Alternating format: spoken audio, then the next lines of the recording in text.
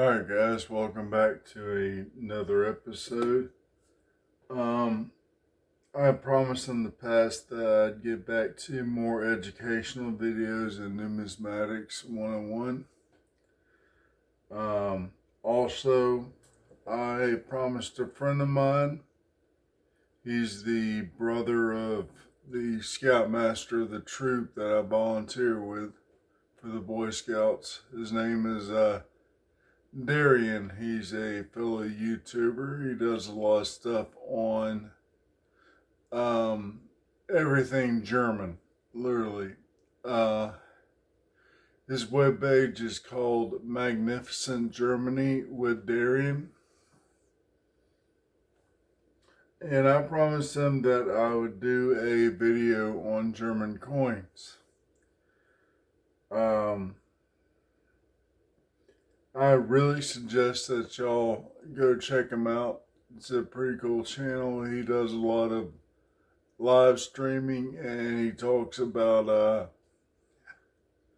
life in Germany. He talks about the tourism going to Germany. Also German-like towns in the United States like Helen, Georgia. He also has guests on from Germany, so you actually get to hear from them.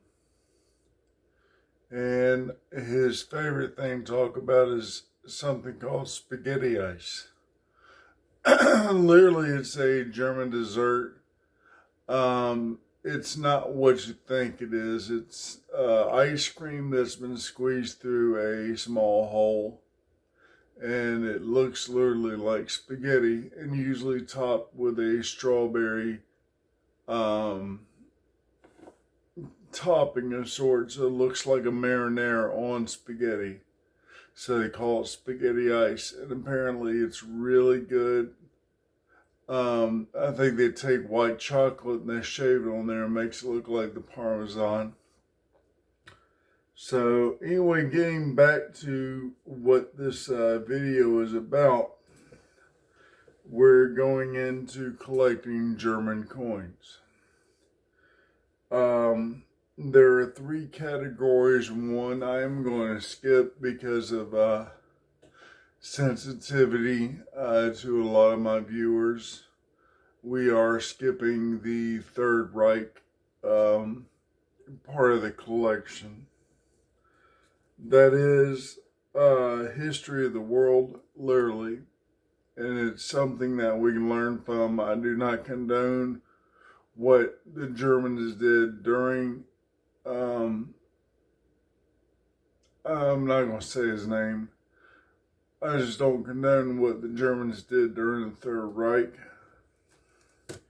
But the coinage, literally, the term is silver.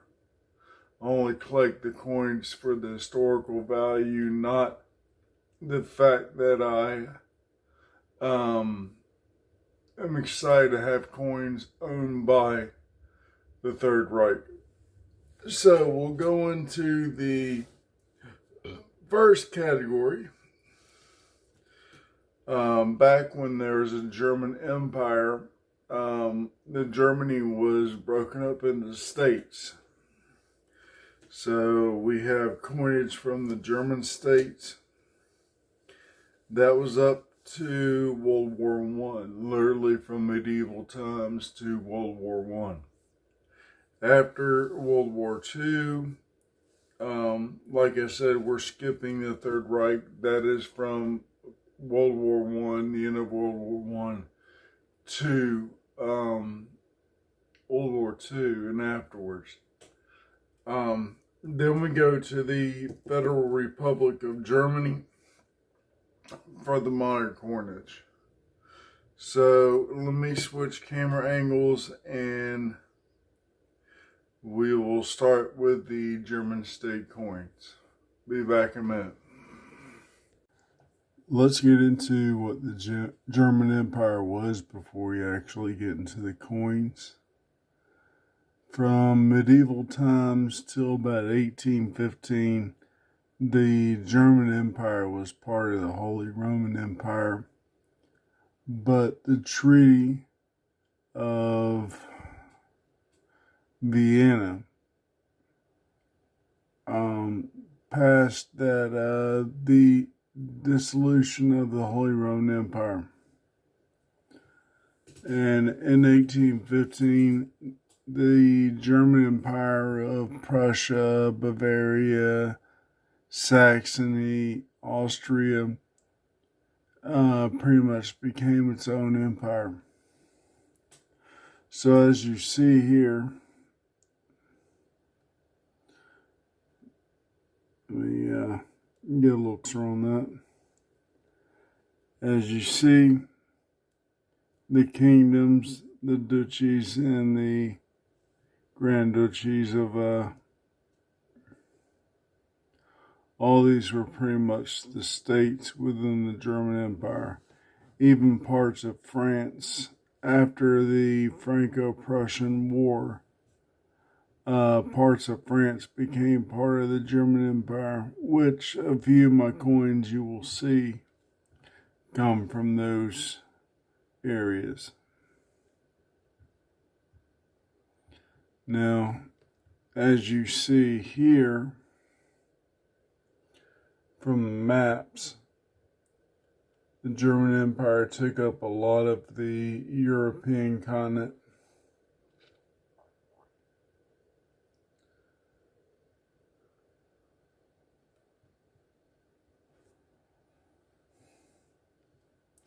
Alright, let's get on to the coins.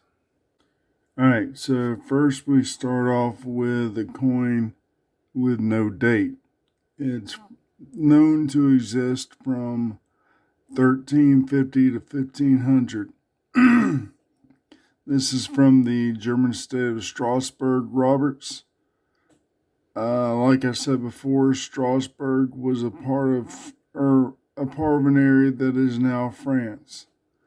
I got this word wrong. It's actually Billin. This is a one cruiser, which is 1/72 of a thaler.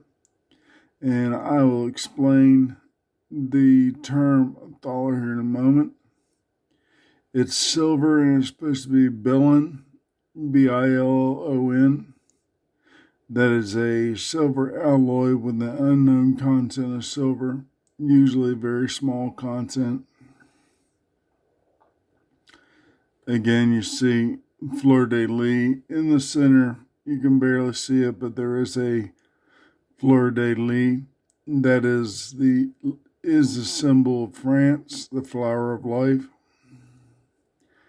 The word Argentina means silver in Latin. It is not the country Argentina. And on the other side, it says Deo Gloria, which is Latin for the glory of God.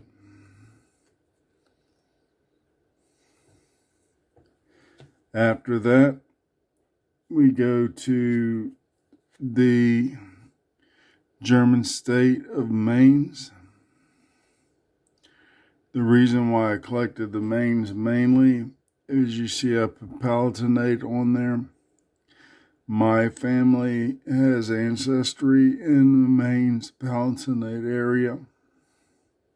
So these coins could have been in the pocket of my family. We start off with the 2 cruiser, which is equal to 1 albus. It's 1/45 of a thaler. And going back to thaler, this is the word we got our dollar from. The thaler was known in Austria and the German states during the medieval times, and we based the name of our dollar off of the thaler. Even though this coin was stamped for the German state of Mainz, it was also used in the city of Frankfurt. We go to another Mainz in 1666. On the obverse is the crest of Johann Philipp von, I'm going to murder this, Schönborn. It is 1 albus. 1/36 of a dollar. And like the other coin, it is silver billion. It's an unknown amount of silver in a very small amount. These coins aren't really that expensive. They're easy to come by, and Maine's was one of the harder ones to get, but I had to get it because it was a family coin. These people you see at the bottom with the crest, they weren't exactly the king of that area. They're more like the duke of the area because there was a Kaiser emperor over all of the German states. So during 1718, Lothar Franz von Schönborn was the Duke of Mainz. Here we have a cruiser, 1/90th of a dollar, bill in silver. These numbers you see on the side are reference numbers. I use them for my research. All right, in 1802, we actually start getting into a more consistent silver.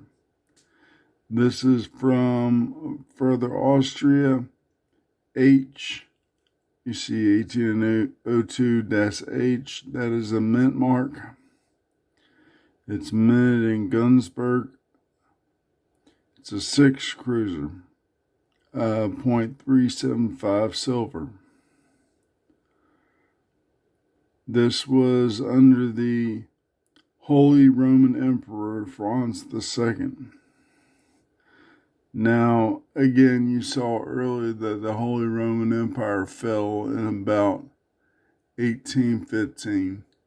So at around 1815, we'll start seeing German emperors. But for right now, Germany is still under the Holy Roman Empire.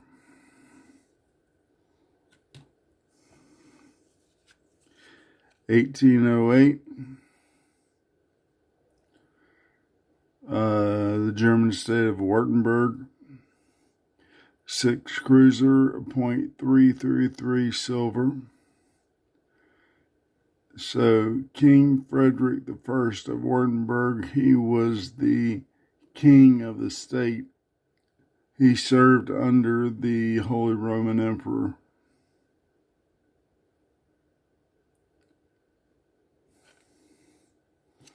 I apologize, I have not been showing the reverse of these.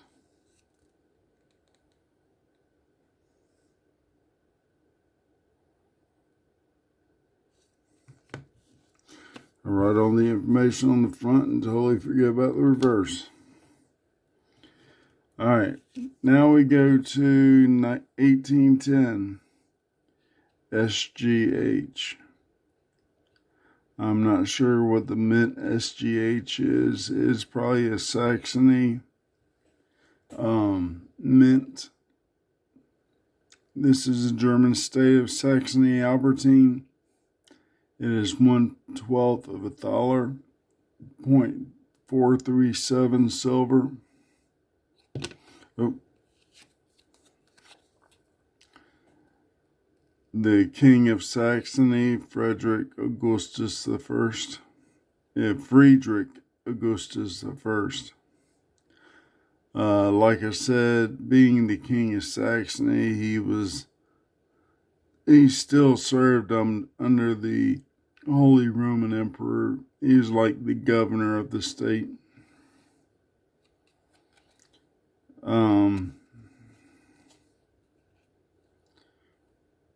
You see the reverse, it's a little bit more basic than the obverse.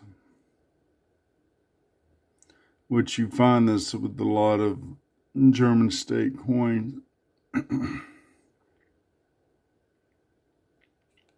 The obverse. Now these are metallic alignment.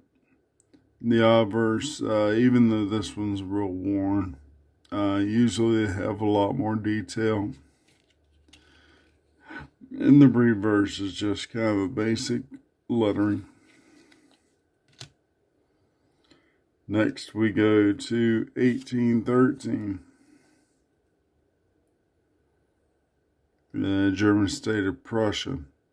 Prussia being the largest part of the empire. 1/6 of a thaler. Duke Friedrich Wilhelm III of Prussia. Kind of a well-worn coin.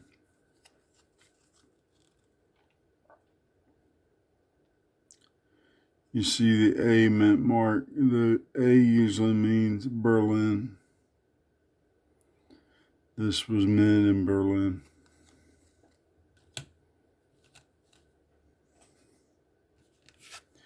(1815) is when the Holy Roman Empire dissolved, and we started to get the German Empire. So we have a 2 groat from Oldenburg, 0.291 silver. Duke Peter Friedrich Wilhelm of Oldenburg.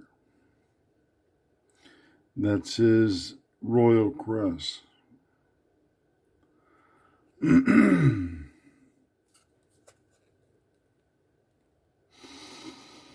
OLM meant Oldenburg, should I say.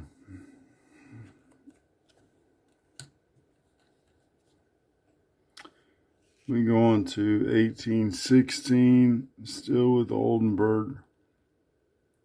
Again, the royal crest of Duke Peter Friedrich Wilhelm. This is a 6 groat. It's 0.340 silver. They only made 60,000 of these, which is, during that time, that was actually a very large number. We say it's kind of small now because we print coins in the millions and billions. I mean, literally, I think the American Lincoln cent will hit like 1.5 billion per year. So that's an average number for us. But when we see 60,000 of a coin minted, we think that's small. But you gotta think Oldenburg was probably about the size of maybe Georgia. So 60,000 was a large number for them. The German state of Prussia again. We're looking at a 4 groschen. 0.521 silver. Friedrich Wilhelm III of Prussia.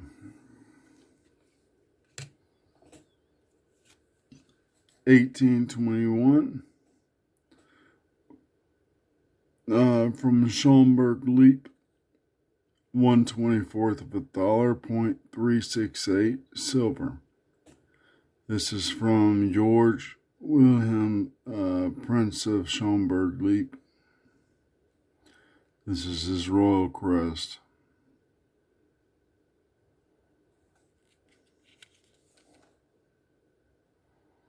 Again, like I said, the reverse is just basic lettering. Usually the fraction of a thaler of the year.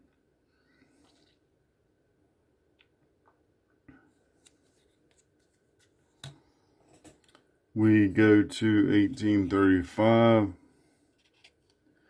A 6 cruiser from the German state, Grand Duchy of Baden. I won't remember that word because I'm not sure if it's duchy or duchy or what it is. We just know it's a German state of Baden. Again, 6 cruisers, 0.375. Leopold I of Belgium.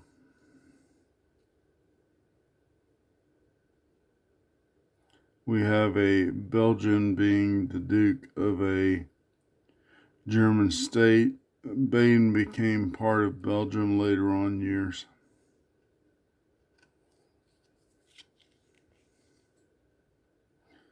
Again, the basic lettering, denomination, and the year.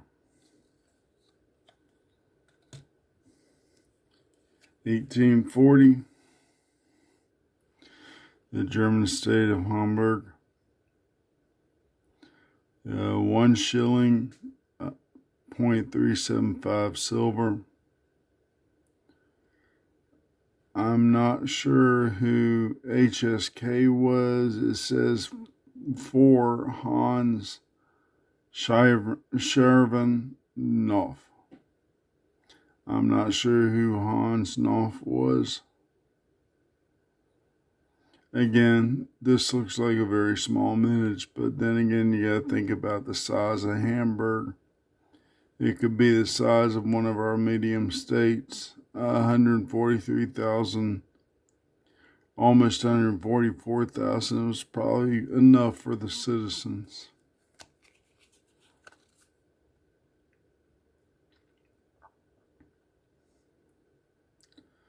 And of course, seeing the shilling. Shilling later on became Austrian with the SCH instead of the SH. SH would be UK. SCH was Austrian. So Hamburg was probably part of now what's Austria.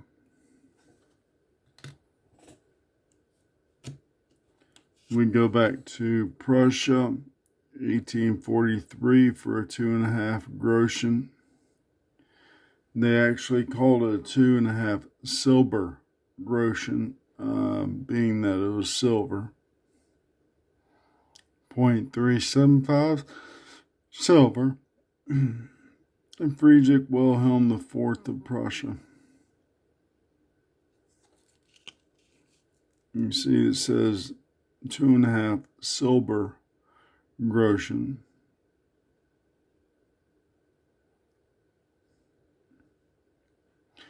This is 12 einen dollar, or 1/12 of a dollar.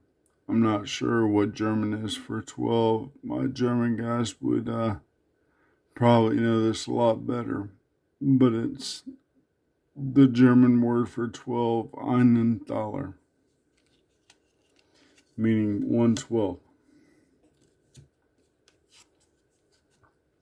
We make a big jump to 1867. Again, the German state of Prussia. Prussia was the largest part of the German states.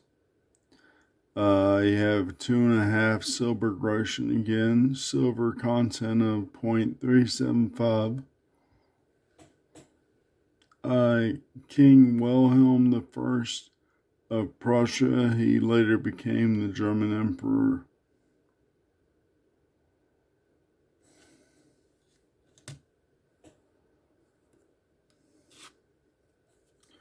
We stick with King Wilhelm I, a German state of Prussia in 1871.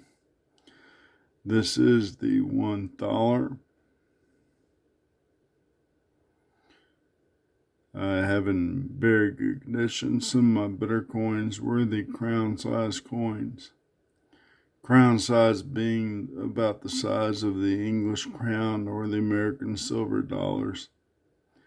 This wasn't exactly that size. It was somewhere in between our $1/2 and silver dollar.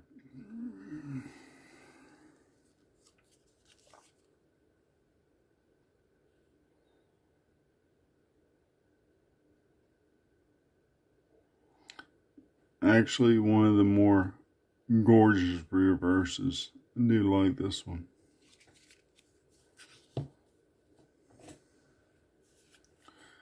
Alright, we got 1875. This is actually a common coin for the whole German Empire.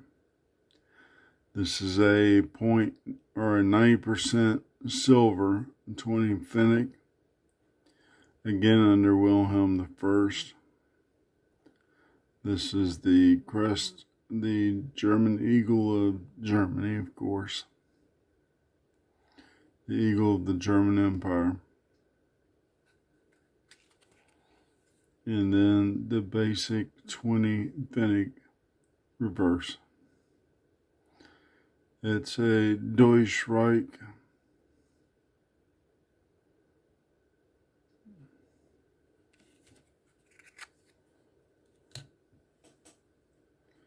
Alright, then we go to something I have two of.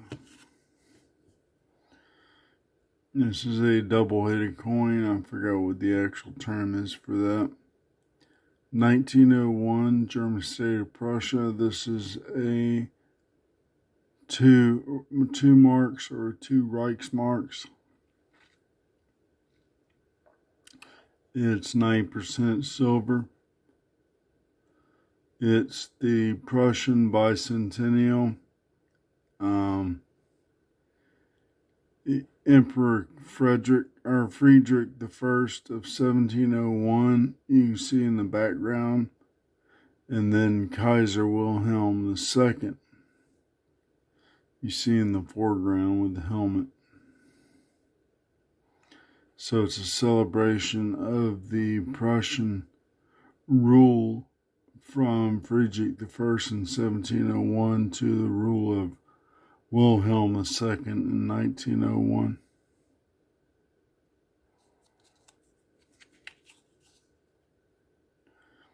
Again, the German eagle, or the German Empire eagle.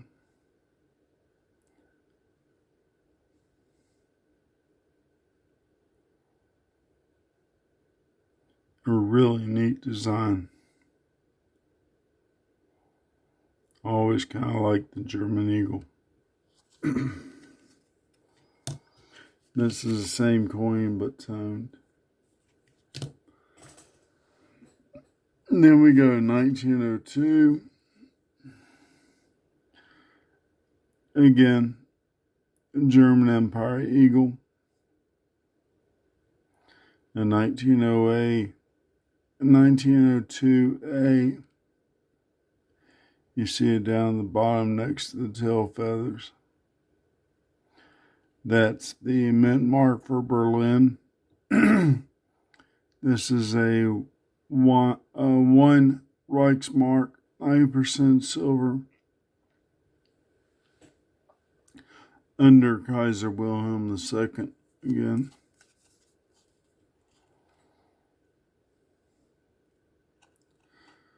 One Deutschreich mark. You see 1902 at the bottom.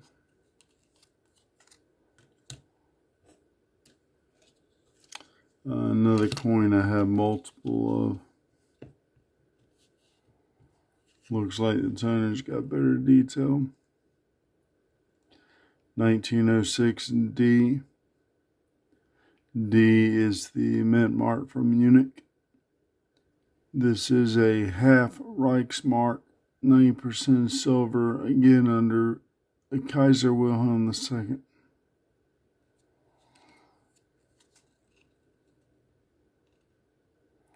About the same reverse. You have the laurel, you have the denomination Deutschreich up across the top and the year on the bottom.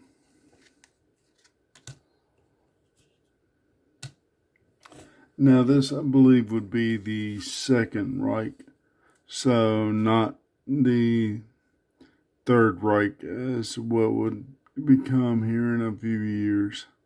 I think in 1930s is when the Third Reich started up. So in 1910, the German state of Saxony-Albertine. This is a 3-mark. King Friedrich Augustus III. 9% silver. Again, the eagle of the German Empire.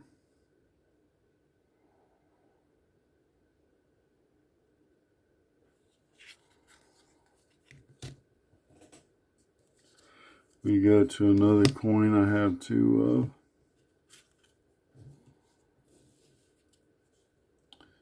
So, German state of Prussia.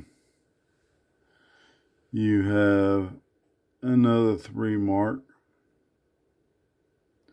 90% silver. Kaiser Wilhelm II.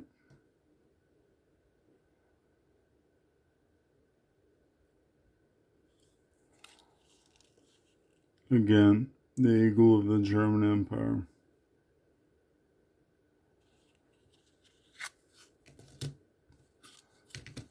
The video is getting a little long, so I might have to skip the modern coinage and just stay with the German states. So after World War I,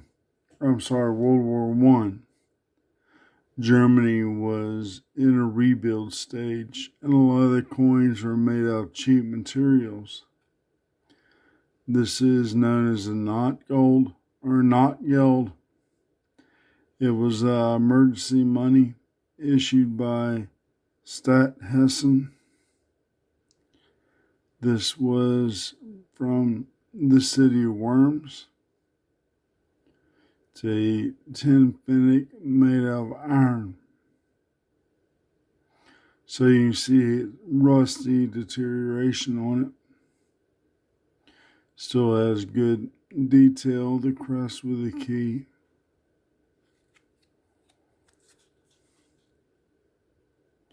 "12 Fennec Stott Worms" on the reverse.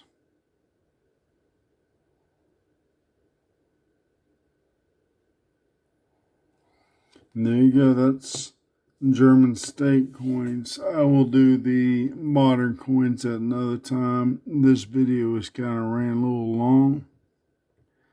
So, please hit that like button if you like the video. Also, go back to last week. I did a announcement for a 250 subscriber giveaway. I am giving away a first year Morgan in mint state condition with Tony. It's 1878S. I did a video on the Morgan so you can actually see what it looks like.